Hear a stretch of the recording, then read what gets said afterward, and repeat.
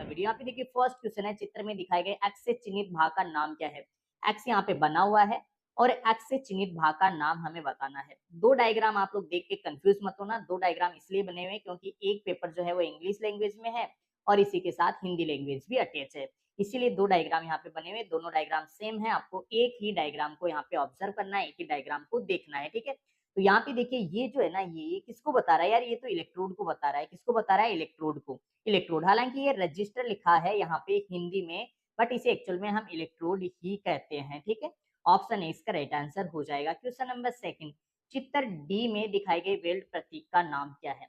अब मैंने कहा चित्र जहाँ पे हो एक ही चित्र को देखना है, तो चित्र डी में कौन सा वेल्ड प्रतीक है, ठीक है। वेल्ड सिंबल कौन सा है ये आप लोगों को बताना है, ठीक है। डी वाला आपसे पूछा गया है, तो डी वाला कौन सा है? ऑप्शन यहाँ पे दे रखे हैं, फ्लैट सिंगल वी बट है। ये तो यार डायग्राम से ही पता चल रहा है कि ये बिल्कुल कौन सा है, flat plus single V butt weld with backing run, ठीक है। ऑप्शन ए इसका राइट आंसर हो जाएगा, बेकिंग रन के साथ flat plus single V butt वाला, ठीक है। तो राइट आंसर हो गया ऑप्शन डी। जितने भी वेल्ड बट है वो सारे के सारे आप लोग अच्छे से देख लेना, वेल्डिंग के जितने भी सिंबल्स है वो सारे के सारे अच्छे से लर्न कर लेना। एक क्वेश्चन आपको 100% देखने को मिलेगा। फ्लैट या नीचे हाथ की स्थिति का प्रतीक क्या है? ये देखो यार क्या बोल रहा है, what is the symbol of flat और डाउन हैंड पोजीशन। फ्लैट और डाउन हैंड पोजीशन, इसको हम पीए कहते हैं। क्या कहेंगे? PA. Option C is the right answer of this question. Next question, welding करते समय अल्ट्रावायलेट किरणों से, आपको ये तो पता ही है भाई, वेल्डिंग करेंगे अल्ट्रावायलेट रेडिएशन, अल्ट्रावायलेट किरणें जो है वो आएगी। चेहरे की रक्षा के लिए किस सुरक्षा उपकरण का जो है हम उपयोग करते हैं? ये तो कोई भी बता देगा भाई, हैंड शील्ड का हम यूज करते हैं। हाथ में पकड़ने वाली रहती है, चेहरे के सामने लगा के रख के उसको, और जो है फिर उसके बाद में हम वेल्डिंग करते हैं, तो उसे हम बोलते हैं हैंड शील्ड। हाथ से पकड़ने का रहता है उसके, और जो है अपने चेहरे को बचाता है रेडिएशन से, राइट। इसलिए इसका राइट आंसर हुआ हैंड शील्ड, ऑप्शन डी इसका राइट आंसर, ठीक है। कास्ट आयरन का एक गुण कौन सा है? कास्ट आयरन का गुण कौन सा है? ये भंगुर होता है भाई, ठीक है। तन्य नहीं होता, कम संपीड़न नहीं, गैर चुंबकीय नहीं, ब्रिटल भंगुर होता है। ब्रिटल भंगुर कौन होता है? कास्ट आयरन, ठीक है। कास्ट आयरन का एक गुण क्या है? ब्रिटल भंगुर है। ऑप्शन सी इसका राइट आंसर हो जाएगा। Next question, mild steel filler rod पर कॉपर कोटिंग का उद्देश्य क्या है? माइल्ड स्टील का फिलर रोड है, उसके ऊपर कॉपर की जो कोटिंग है यानी कॉपर की परत जो है वो क्यों चढ़ाते हैं, उसका क्या उद्देश्य है? तो कॉपर की परत तो इसीलिए चढ़ाते हैं ताकि जंग से वो बचे, जंग रोधक। बहुत इजी इजी क्वेश्चन है गाइस, इजी इजी क्वेश्चन। अगर आप लोग 2-3 बार इस पेपर को पढ़ लोगे ना, 100% आप लोग एग्जाम में पास हो जाओगे, बहुत अच्छे मार्क्स हैं, ठीक है। ऐसे पेपर और लेकर आऊंगा मैं, 3-4 पेपर्स जो है आप लोगों के लिए अपलोड कर दूंगा, आप लोग सारे पेपर्स को अच्छे से देख लेना, राइट। नेक्स्ट क्वेश्चन है, विकृति का क्या कारण है? विकृति का कारण है अत्यधिक ताप इनपुट। देखो समझना, दबाव से विकृति नहीं होगी, गंदा वेल्डिंग तार से नहीं, कम वेल्डिंग से भी नहीं। अत्यधिक ताप इनपुट, बहुत ज्यादा टेम्परेचर अगर आ जाएगा तो विकृति उत्पन्न हो जाएगी। व्हाट कॉजेज डिस्टॉर्शन, विकृति का क्या कारण है? तो क्या कारण है? Excessive heat input. बहुत ज्यादा टेम्परेचर अगर मिलेगा तो उसकी वजह से विकृति आ जाएगी। Option D is the right answer. Next question, किस प्रकार का आर्क अधिक पृष्ठ तनाव प्रभाव को बढ़ाता है? किस प्रकार का आर्क जो है अधिक पृष्ठ तनाव प्रभाव को बढ़ाता है? शॉर्ट। किस प्रकार का आर्क? शॉर्ट आर्क जो है वो अधिक पृष्ठ तनाव प्रभाव को बढ़ाता है। ऑप्शन बी जो है इस क्वेश्चन का सही आंसर हो जाएगा। नेक्स्ट क्वेश्चन देखो, FCAW में सील्डिंग के लिए मिश्रित गैसें कौन सी है? सील्डिंग के लिए मिश्रित गैसें कौन कौन सी है? आर्गन एंड CO2, आर्गन और CO2, ठीक है। कौन कौन सी होती है सील्डिंग के लिए? FCAW में सील्डिंग के लिए मिश्रित गैसें कौन सी होती है? आर्गन होती है और एक कार्बन डाइऑक्साइड होती है। तो ऑप्शन बी इसका राइट आंसर हो जाएगा। नेक्स्ट क्वेश्चन नंबर 10 देखो, चित्र में दिखाए गए भाग चिन्ह एक्स का नाम क्या है? अब फिर से देखो यार, मैंने कहा डायग्राम वाले क्वेश्चन में आपको एक ही चित्र को देखना है, दो चित्र देख के आपको कंफ्यूज नहीं होना। इस एक्स भाग को क्या कहेंगे? ये तो कोई भी बता देगा भाई, बेकिंग बार है। इसको क्या बोलते हैं? बेकिंग बार बोलते हैं। तो बेकिंग बार ऑप्शन सी में है, यहाँ पे ऑप्शन सी इसका राइट आंसर हो जाएगा। नेक्स्ट क्वेश्चन है गाइस, TIG वेल्डिंग। देखो यार, TIG आपके वेल्डिंग के जो टाइप्स है ना, वो सारे के सारे टाइप आप लोग याद रख लेना, उनका उपयोग जो है वो याद रख लेना। यहाँ पे फिलहाल देखो TIG वेल्डिंग जो है, TIG वेल्डिंग प्रक्रिया में सील्डिंग गैस के उपयोग के कारण वेल्ड बिड पर क्या उपस्थित नहीं होगा? सील्डिंग गैस का उपयोग करेंगे ना, सील्डिंग गैस का उपयोग करेंगे तो उसके कारण जो वेल्ड बिड है उसके ऊपर क्या उपस्थित नहीं होगा? क्या नहीं होगा? स्लेग नहीं आएगा, उसके ऊपर स्लेग नहीं आएगा, स्लेग, ठीक है। ऑप्शन सी जो है इसका राइट आंसर हो जाएगा। नेक्स्ट क्वेश्चन है, चित्र में एक्स चिन्हित भाग, एक्स चिन्हित भाग। देखो यार, ऐसे 4-5 क्वेश्चन आप लोगों को आपके मेन एग्जाम पेपर में भी देखने को मिल सकते हैं। तो एक्स जो है वो क्या है, एक्स जो है वो प्लाज्मा है। क्या है भाई, प्लाज्मा है। क्या इसे बोलेंगे हम, प्लाज्मा बोलेंगे, ठीक है, प्लाज्मा इसे बोलेंगे। तो ऑप्शन डी इसका राइट आंसर हो जाएगा। नेक्स्ट क्वेश्चन है इसके बाद में GTAW। देखो फिर से क्वेश्चन आया, GTAW में ब्लैंकेट के रूप में वायुमंडलीय संदूषण से पिघली हुई धातु को कैसे ढका जाता है। वायुमंडलीय जो संदूषण है उससे पिघली हुई धातु को किससे ढकते हैं, कैसे ढकते हैं, अक्रिय गैस का उपयोग करके। किसका उपयोग करके, अक्रिय गैस का उपयोग करके। जो इनर्ट गैसें होती है, अब इनर्ट गैसें कौन कौन सी होती है, आर्गन होती है, ठीक है, जिनोन होती है, क्रिप्टॉन होती है, ये इनर्ट गैसें होती है, अक्रिय गैसें होती है। तो अक्रिय गैसों का उपयोग करके जो है हम वहां पे पिघली हुई धातु को ढक देते हैं। ऑप्शन डी इसका राइट आंसर हो जाएगा। नेक्स्ट क्वेश्चन नंबर 14 है गाइस अपने सामने। आप नॉन कोटेड इलेक्ट्रोड को क्या कहेंगे, नॉन कोटेड मतलब पॉलिश नहीं किया हुआ है, उसे बेयर इलेक्ट्रोड कहते हैं। क्या कहते हैं, बेयर इलेक्ट्रोड। ऑप्शन बी इसका राइट आंसर हो जाएगा।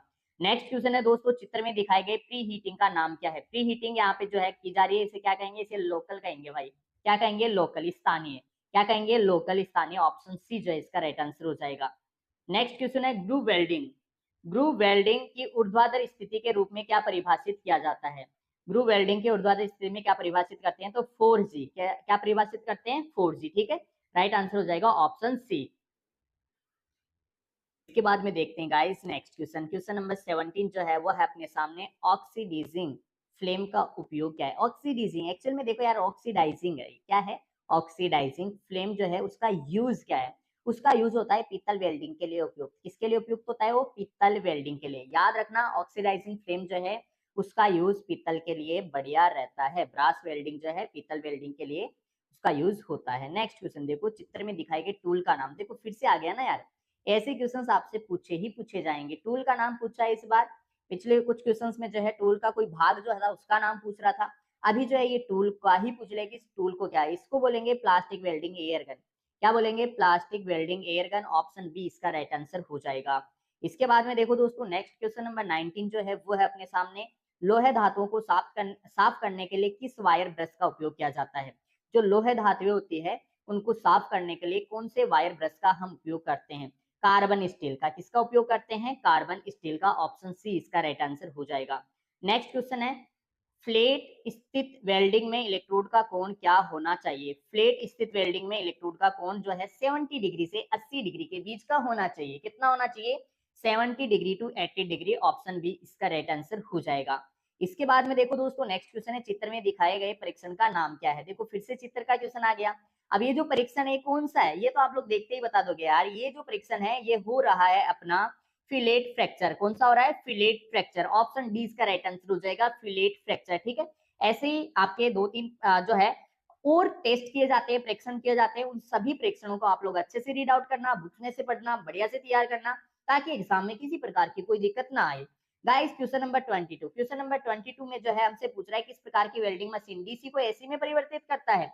तो डीसी को ऐसे है यार, वेल्डिंग मशीन बोल रहा है ये, और डीसी को एसी में। देखो यार ये तो आपको नॉर्मल सा क्वेश्चन है कि डीसी को एसी में जो बदलता है ना उसे हम इन्वर्टर बोलते हैं भाई। क्या बोलते हैं, इन्वर्टर, ठीक है, इन्वर्टर बोलते हैं। और एसी को अगर डीसी में बदलना हो तो वो रेक्टिफायर कहलाता है। एसी को डीसी में बदले वो रेक्टिफायर कहलाता है, रेक्टिफायर कहलाता है, ठीक है। तो ऑप्शन सी जो है इसका राइट आंसर हो जाएगा, ऑप्शन सी। इसके बाद में देखो नेक्स्ट क्वेश्चन है, चित्र में दिखाई गए प्राथमिक उपचार क्या है। ये तो बिजली का झटका लग गया भाई। क्या लग गया, बिजली का झटका लग गया, बेहोश होके गिर गया।